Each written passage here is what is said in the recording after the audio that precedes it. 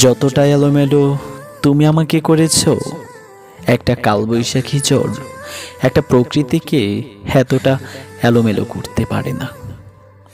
যতটা অবহেলা তুমি আমাকে করেছো, একটা যুগান্তর একটা যুগকে মনে হয় এতটা অবহেলা করতে পারে না। যতটা বার তুমি আমাকে ঘৃণা করো এই শব্দটা উচ্চারণ করেছো, এতবার তুমি আমাকে ভালোবাসি বলনি। যত ফোঁটা অশ্রু তুমি আমার চোখ থেকে জড়িয়েছো, এতগুলো ভোর তোমার জীবনে আসেনি।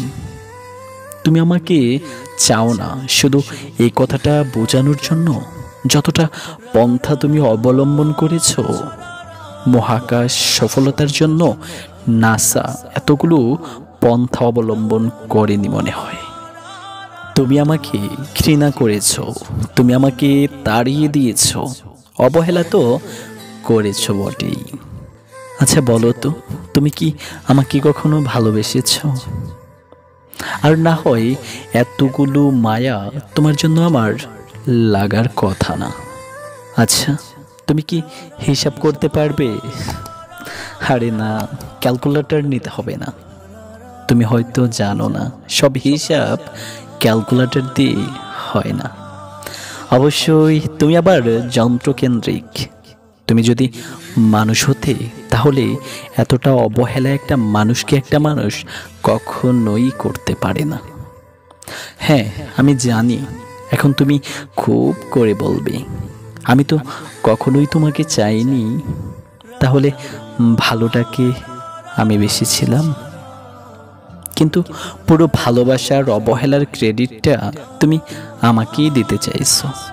তোমার যখন মন চেয়েছিল তখন তুমি ভালোবাসার জন্য আমার পিছন পিছন ছুটেছ। আর এখন তোমার ভালো লাগছে না বলেই ইগনোরটা তোমার নিজ দায়িত্বে করছো। আরে একটা মানুষ এতটা বেইমান হয় কি করে? সবটা নেওয়ার পর যে মানুষটাকে ছুঁড়ে ফেলে দেয়, মানুষটা যখন তার সবটা দিয়ে দেয় তখন বলে দেয় তোমার প্রয়োজন আমার জীবনে হয়তো আর নেই।